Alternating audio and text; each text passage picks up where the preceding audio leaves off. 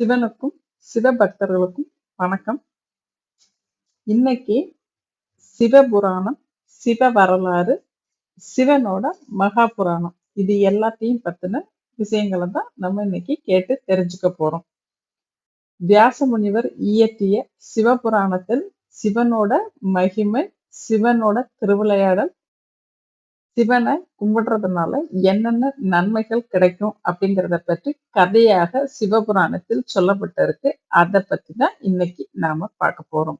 சிவபுராணத்தை படிப்பதாலும் கேட்பதாலும் மன அமைதி கிடைக்கும். அது மட்டும் இல்லாம சிவனின் அருளும் கிடைக்கும் அப்படிங்கிறது தான் நம்ம எல்லாரோட ஆழமான நம்பிக்கை.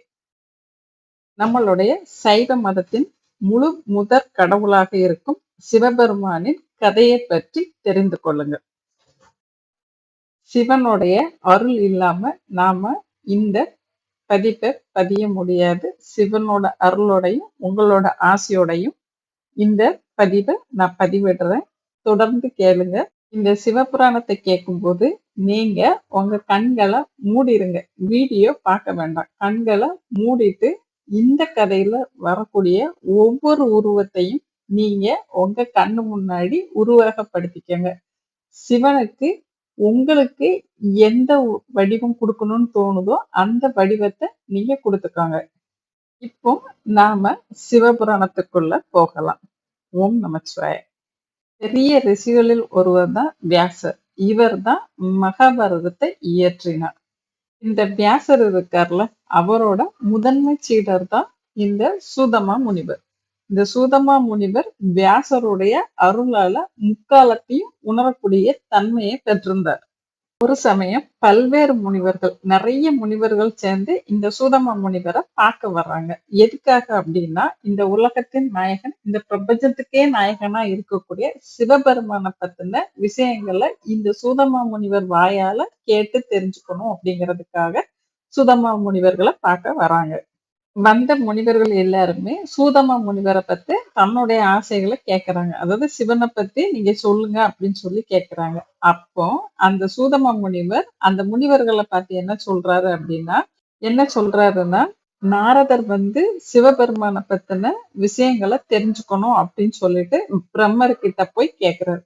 பிரம்மதேவர் நாரதருக்கு சிவபெருமான பத்தி சொன்ன விஷயங்களை நான் இப்போ உங்களுக்கு சொல்றேன் அப்படின்னு சொல்லி சூதமா முனிவர் அந்த முனிவர்களிடம் சிவபெருமான பத்தின மகிமை, சிவபெருமான நம்ம மனதார் கும்பிடுறதுனால என்னென்ன நன்மைகள் கிடைக்கும் அப்படிங்கிறதையும், சிவபெருமானோட பல அவதாரங்கள், சிவபெருமானோட திருவிளையாடல் இது எல்லாத்தையும் பத்தி சொன்ன கதைகள் தான் சிவபுராணமா எழுதப்பட்டிருக்கு. அதை பத்தி தான் நாம இப்போ கேட்க போறோம். சிவபுராணத்தின் முதல் பாகம் ஆரம்பிக்குது. முதல் பாகத்துல சிவன் யார், பிரம்மா யார், விஷ்ணு யார் அப்படிங்கிறத நாம பார்க்க போறோம். ஒரு சமயத்தில் எல்லா உலகத்திலையும் பிரளயம் ஏற்பட்டு ஒரு உயிரினம் கூட இல்லாம எல்லா உயிரினமும் அழிஞ்சு போச்சு. எங்க பார்த்தாலும் தண்ணியால நிறைஞ்சிருந்தது. இப்போ ஒரு பக்கம் பெருமாள் ஆதிசேஷன் மேல யோக நித்திரையில இருக்கார். மறுபக்கம் பிரம்மா உறக்கத்துல இருக்கார். அவர் ஆழ்ந்த உறக்கத்துல இருக்கார். திடீர்னு அவருக்கு உறக்கம் கலைஞ்சி அந்த உறக்கத்துல இருந்து முழிச்சு பாக்குறாரு. முழிச்சு பார்க்கும்போது அவருக்கு ஒரே வியப்பா இருந்துச்சு. என்ன அப்படின்னா, எங்க பார்த்தாலும் தண்ணி. அவர் தோற்றுவித்த எல்லா உயிரினமும் இப்ப அழிஞ்சு போச்சு. அதை பார்த்ததும் அவர் ரொம்ப கவலை அடைஞ்சிட்டாரு. திருப்பி நம்ம புது உலகத்தை உருவாக்கலாம், புதிய உயிரினங்களை உருவாக்கலாம் அப்படின்னு சொல்லிட்டு சுத்தி முத்தி பாக்குறாரு. சுத்தி பார்க்கும்போது இவருக்கு தன்னை தவிர இன்னொருத்தர் யாரோ இருக்கிற மாதிரி தோணுது. இது வரைக்குமே தான் தான் உலகத்தை உருவாக்கினேன், என்னாலதான் எல்லாத்தையும் உருவாக்க முடியும், நான் தான் எல்லாத்தையும் படைக்கிறேன் அப்படின்னு சொல்லி இருக்க அவருக்கு அந்த பிரளயத்துல உலகத்துல இருந்த அனைத்து ஜீவராசிகளும் அழிஞ்சதுக்கு அப்புறம் இந்த ஒருத்தர் மட்டும் உயிரோட இருக்கிறாரு. இவர் யாரு அப்படின்னு தெரிஞ்சுக்கணுங்கிற ஆர்வத்துல நித்திரையில இருந்த விஷ்ணு கிட்ட போயிட்டு அவரை தூக்கத்தை கலைச்சி பிரம்மா கேள்வி கேட்க ஆரம்பிக்கிறாரு. இந்த பிரபஞ்சமே அழிஞ்சு போச்சு. பிரளயத்துல நான் உருவாக்குன ஜீவராசிகள் அனைத்துமே அழிஞ்சு போச்சு. உயிரோட இருக்கிற நீ யார் அப்படின்னு சொல்லி பிரம்மா ஆச்சரியமா விஷ்ணு கிட்ட கேக்குறாரு. அதுக்கு இந்த விஷ்ணு உலகத்துல உள்ள தூக்கத்துல இருந்து உயிர்கள் எந்திரிச்சு பொருட்கள் எல்லாத்தையும் நான் சிரிச்சுக்கிட்டே தான் அவருக்கு உருவாக்கினேன். பதில் இந்த சொல்றாரு. சிருஷ்டிகர்த்தாவான என்னையா என்னை நீ பத்தி யாருன்னு உனக்கு கேக்குற? தெரியாதா? எனக்கே என்கிட்டயே வியப்பா வந்து இருக்குது. நீ இந்த யாருன்னு உலகத்தை கேக்குறியா? படைச்சது, இந்த பிரபஞ்சத்தை படைச்சேன், இந்த உயிரினங்களை படைச்சேன், என்ன உனக்கு தெரியாதா? சிருஷ்டிக்கு அதிபதியா இருக்கிற என்ன உனக்கு தெரியாதது ஆச்சரியமா இருக்கு அப்படின்னு சொல்லி விஷ்ணு பிரம்மா கிட்ட சொல்றாரு. இதை கேட்டதும் அதிர்ச்சி அடைஞ்ச பிரம்மா, என்னையும் இந்த உலகத்தையும் நீதான் படைச்சாயா? நான் யாருன்னு உனக்கு தெரியுமா? என்னை பத்தி உனக்கு தெரியுமா? அப்படின்னு கேட்டுட்டு இந்த உலகத்தையும் இந்த ஜீவராசிகளையும் உன்னையும் படைக்கிற ஆற்றல் பெற்ற பிரம்ம தேவன் நான் தான் அப்படின்னு சொல்லி பிரம்மா தன்னை பெருமையா சொல்லிக்கிட்டார். இதை கேட்டுட்டு இருந்த நாராயணனுக்கு கோபம் வந்துருச்சு. உடனே பிரம்மா கிட்ட, நீ முழுக்க முழுக்க சொல்றது தவறு. உன்னை உருவாக்கியவனும் நான் தான், உனக்கு படைக்கும் தொழில கொடுத்தவனும் நான் தான். அதனால என்னதான் நீ முழு முதற் கடவுளா ஏத்துக்கணும் அப்படின்னு சொல்லி விஷ்ணு சொல்றாரு. இதை கேட்ட பிரம்மதேவனுக்கும் கோபம் வந்துருச்சு. உடனே விஷ்ணு கிட்ட, என்ன நீதான் முழு முதல் கடவுளா அப்படின்னு சொல்லி கேக்குறாரு. உன்னை படைச்சது போலதான் ருத்ரமூர்த்தியும் நான் படைத்தேன். அவர் அழிக்கும் தொழிலை செஞ்சு கொண்டு இருக்கார் அப்படின்னு சொல்லி பிரம்மா சொல்றார். இத விஷ்ணுவால ஏற்க முடியல. அதனால 2 பேரும் மாறி மாறி யார் பெரியவர் அப்படின்னு சொல்லி பேசிட்டு இருக்காங்க. இவங்க 2 பேருமே தன்னைத்தானே முதன்மையானவங்க அப்படின்னு சொல்லி மாத்தி மாத்தி பேசிட்டு இருக்கும்போது ஒரு பெரிய சத்தத்தோட ஒரு பெரிய தீப்பிழம்பு அங்க உருவாச்சு இவங்களுக்கு பக்கத்துல.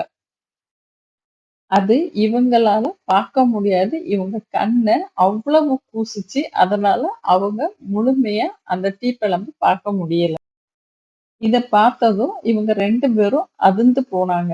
இவங்களோட பேச்சு இன்னுமே முடியல. யார் பெரியவங்க அப்படிங்கிறதுக்கு இன்னும் முடிவே தெரியல. அதுக்குள்ள 3வதா அங்க வந்திருக்க நபர் யாரு அப்படின்னு சொல்லிட்டு இவங்க 2 பேரும் குழப்பமா அந்த தீப்பிழம்ப பார்க்கறாங்க. அப்போ அவங்களுக்கு முன்னாடி ஜோதிலிங்கம் ஒரு நெருப்பு பிழம்பா அவங்க முன்னாடி தோன்றி நின்றது. இந்த ஜோதி பிழம்பு பார்த்த விஷ்ணு பிரம்மா கிட்ட, நம்மள யார் பெரியவர் அப்படிங்கிறத அப்புறமா பேசிக்கலாம். இப்போ 3வதா வந்திருக்க இந்த நபர் யாரு அப்படிங்கறத தெரிஞ்சுக்கணும். இவருக்கு உருவம் இல்ல, ஜோதி பிழம்பா இருக்காரு, ஜோதி வடிவா இருக்காரு. இவரோட அடி எது, முடி எது அப்படிங்கறத தெரிஞ்சுக்கணும் அப்படின்னு சொல்லி விஷ்ணு பிரம்மா கிட்ட சொல்றாரு. இத தெரிஞ்சுக்கிறதுக்கு ம், நாராயணன் வராக உருவம் எடுத்த பிரம்மா அன்னத்தோட உருவம் எடுத்து 2 பேருமே தேட ஆரம்பிக்கிறாங்க. நாராயணன் கீழே குழி தோண்டி ஜோதிலிங்கத்தோட அடி எங்க இருக்கு அப்படின்னு தேடி போயிட்டு இருக்காரு. பல ஆண்டுகளாட்டு கீழே தோண்டி போயிட்டு இருக்காரு. அவருக்கு எங்கேயுமே தெரியல. அவரு ரொம்ப தளர்ந்து போய், இதுக்கு மேல நம்மளால தேட முடியாது, மேல வந்துருவோம் அப்படின்னு சொல்லி மேல வந்துடுறாரு. அதே சமயத்துல அன்னமாட்டு மாறி போன பிரம்மா பல வருடங்களா பறந்து பறந்து போய் அவராலையும் அந்த முடிய கண்டுபிடிக்க முடியாம சோர்ந்து போய் திரும்பி எங்க ஆரம்பிச்சாங்களோ அதே இடத்துல வந்து நின்னுடுறாங்க.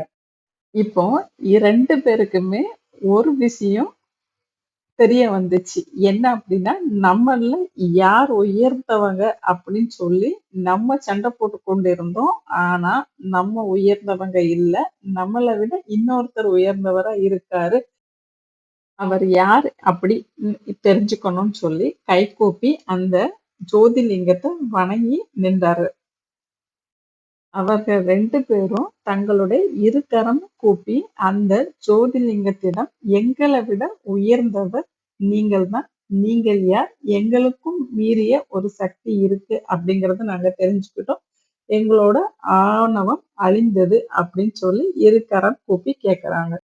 அந்த சமயத்துல அந்த ஜோதி பிழம்புல இருந்து 5 தலை 10 கையோட ஒரு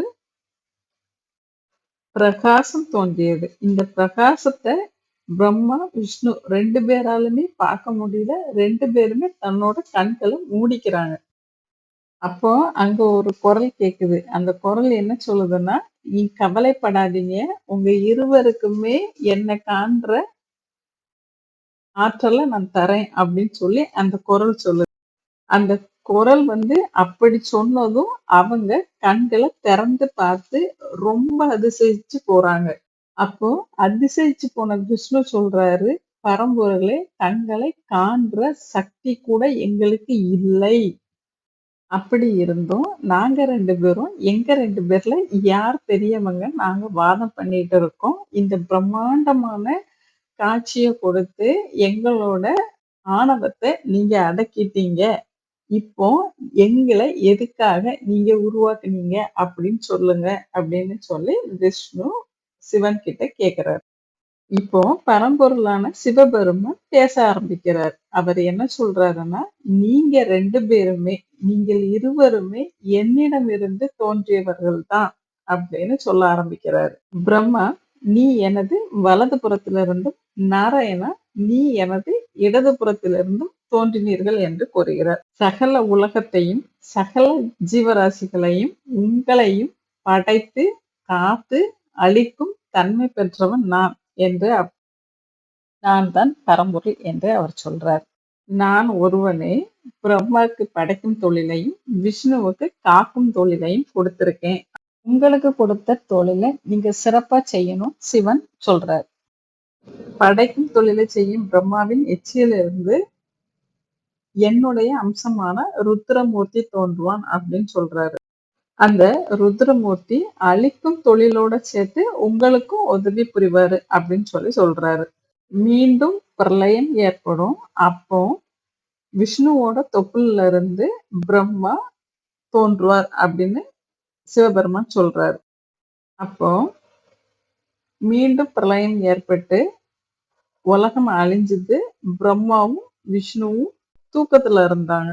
இப்பவும் இதுல யார் பெரியவர்னு 2 பேரும் சண்டை போட்டுக்கிட்டு இருக்காங்க. இப்போ 2 பேரும் மாறி மாறி சண்டை போட்டுட்டு இருக்காங்க. நான் தான் உயர்ந்தவன், நீ தான் உயர்ந்தவன் அப்படின்னு சொல்லி. இந்த நேரத்துல பிரம்மா விஷ்ணுவை பார்த்து சொல்லுறாரு, "நான் தான் இந்த உலகத்தையும், எல்லா ஜீவராசிகளையும், எல்லாத்தையும் படைச்சேன் அப்படிங்கறது என்னோட உடம்புக்குள்ள நீ போய் பாரு" அப்படின்னு சொல்லி சொல்றாரு.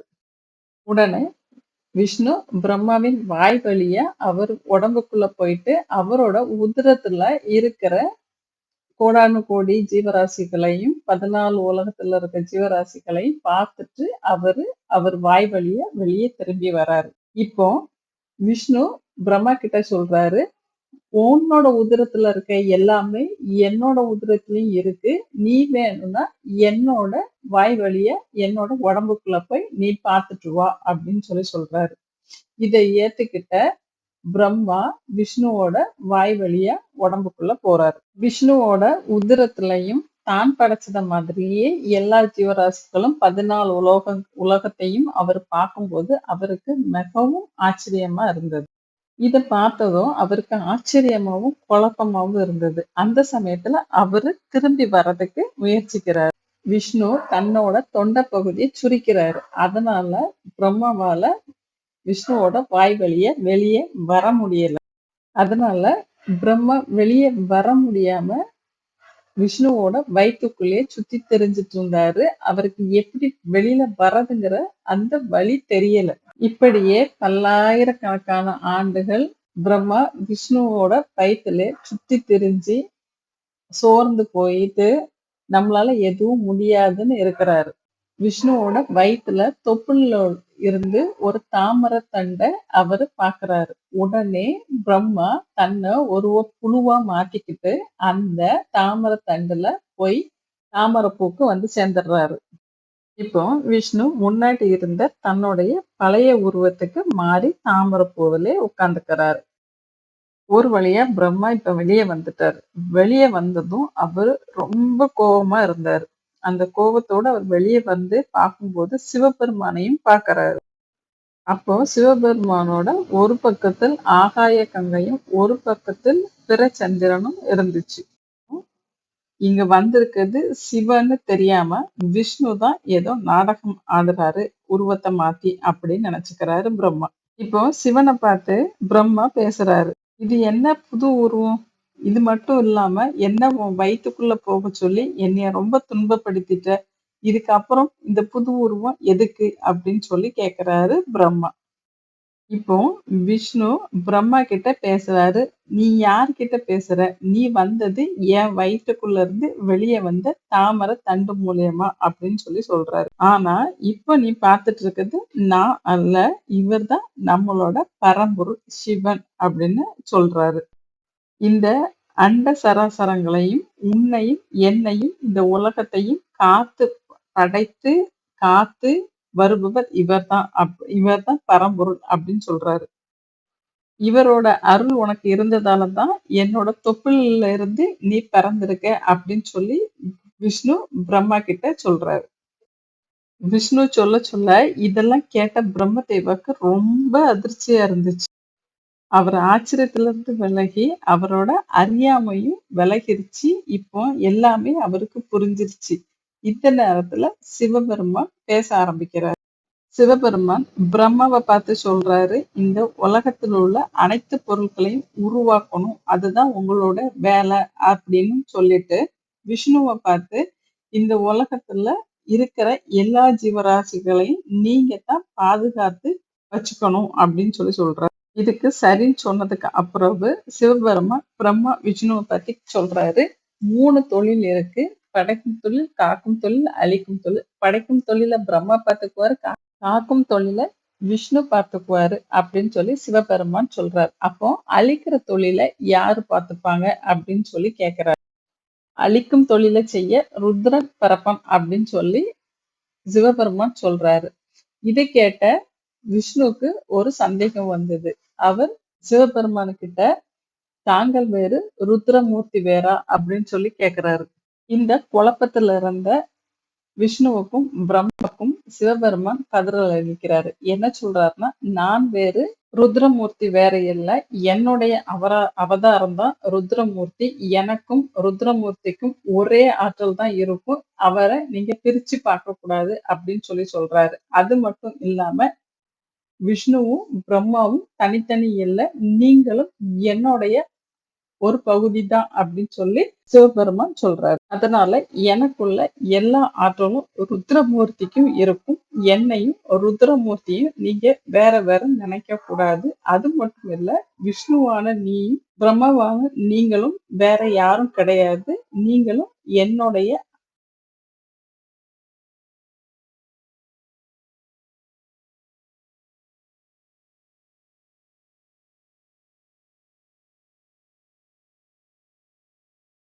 பிறகு உங்களுடைய தொழிலையும் நீங்க இடவிடாம செய்யணும் அப்படின்னு சொல்லி சிவபெருமான் சொல்றார். இப்படி சொல்லிட்டு சிவபெருமான் மறைஞ்சு போயிறாரு. இப்போ பிரம்மா என்ன பண்றாருன்னா கடும் தவம் புரிஞ்சுட்டு அதுக்கப்புறம் தன்னுடைய படைக்கும் தொழிலை ஆரம்பிக்கிறாரு. இப்போ பிரம்மா தன்னோட படைக்கும் ஆற்றலால பல பொருட்களையும் படைக்கிறாரு. ஆனா அவைகள்ல எதுக்குமே உயிர் இல்ல, எல்லாமே உயிரற்றவையாவே இருக்கு. அதை பார்த்து அவரு ரொம்ப வருத்துறாரு. அதுக்கப்புறம் விஷ்ணுவை பார்த்து, நாராயணா, சிவபெருமான் எனக்கு தந்த வேலையை நான் படைத்து வருகிறேன். ஆனால் நான் படைத்த அனைத்தையும் உயிரற்றவையாகவே இருக்கிறது. காக்கிற தொழில புரிகிற நீங்க இந்த உலகம் முழுவதுமே காற்றை உருவாக்கணும். அப்பதான் எல்லா ஜீவராசிகளும் உயிர் பெற்று வரும் அப்படின்னு சொல்லி பிரம்மா சொன்னதும் விஷ்ணு உலகம் முழுவதுமே பிராணவாயுவை உருவாக்குறாரு. அது மூலியமா எல்லா ஜீவராசிகளும் உயிர் வாழ்கிறது. இப்போ பிரம்மதேவன் தன்னோட ஆற்றலால சில மகன்களை உருவாக்குகிறார். அந்த மகன்கள் படைக்கிற தொழிலுக்கு விரோதமா இருக்கிறாங்க. அதனால பிரம்மதேவனோட கோபத்துக்கு ஆளாகிறாங்க. அந்த நேரத்துல ருத்ரமூர்த்தியும் அவதரிக்கிறார். அங்க தோன்றிய ருத்ரமூர்த்தி பிரம்மாவிடம், பிரம்மா, உன்னுடைய படைப்பு தொழிலுக்கு நான் உறுதுணையா இருக்கிறேன் அப்படின்னு சொல்லி வாக்களிக்கிறார். இதை சொன்ன ருத்ரமூர்த்தி கைலாயத்துக்கு போயிடுறாரு. தன்னுடைய ஆற்றலை வச்சு சில மு- முனிவர்களையும் பிரம்மா உருவாக்குறார். பிறகு நாரதரை தன் மடியிலிருந்தும் தட்சனை தனது விரலிலிருந்தும் உருவாக்குறார். இவங்க எல்லாருமே பிரம்மாவோடைய மானச புத்திரன் சொல்லுவாங்கல்ல, அந்த மானச புத்திரர்களா இருக்காங்க. பிரம்மாவால் தோற்றுவிக்கப்பட்ட சப்த ரிஷிகளில் ஒருவரான பிரம்மனால தோற்றுவிக்கப்பட்ட பிருகு முனிவரிடமிருந்து மருசியும் அவரிடமிருந்து காசிவரும் தோன்றினார்கள். தட்சனுக்கு 60 பெண் குழந்தைங்க பிறந்தாங்க. அதுல 13 பெண்களை காசிப முனிவர் திருமணம் பண்ணிக்கிட்டார். அப்பெண்களிடமிருந்து தான் தேவர்கள், அசுரர்கள், மானிடர்கள், மற்ற சப்த உயிரினங்களும் தோன்றின. ஈரேழு 14 உலகம் உண்டுல்ல, அந்த ஈரேழு 14 உலகங்களுக்கும் இந்த ஜீவராசிகள் பரவின. ருத்ரமூர்த்தி காளியையும், பிரம்மா சரஸ்வதியையும், விஷ்ணு மகாலட்சுமியையும் மணந்துக்கிட்டாங்க. பார்வதி, சரஸ்வதி, லக்ஷ்மி இவங்க 3 பேருமே படைத்தல், அழித்தல், காத்தல் இந்த 3க்குமே உறுதுணையா இருந்தாங்க.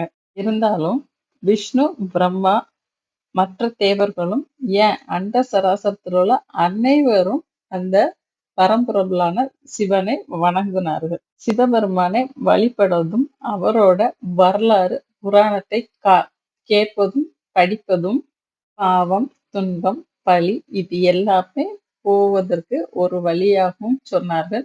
இத்தோட முதல் அத்தியாயம் முடிந்தது. அடுத்த அத்தியாயம் நாளை பார்க்கலாம். நன்றி, வணக்கம். இந்த வீடியோ உங்களுக்கு பிடிச்சிருந்ததுன்னா நம்ம சேனலை சப்ஸ்கிரைப் பண்ணி வச்சுக்கோங்க. நம்மளுடைய பக்தி பாடல்கள் சேனலில் அடுத்தடுத்த வீடியோக்கள் உங்களுக்கு வந்து கொண்டே இருக்கும்.